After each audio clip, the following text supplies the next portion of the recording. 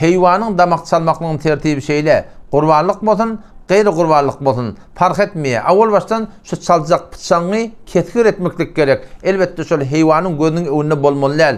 İkinciden avuncak dövüncek oğlanları damak çalıntıqa gözlep durmaklıktan qaytarmaklık gerek, nehy etmeklik gerek.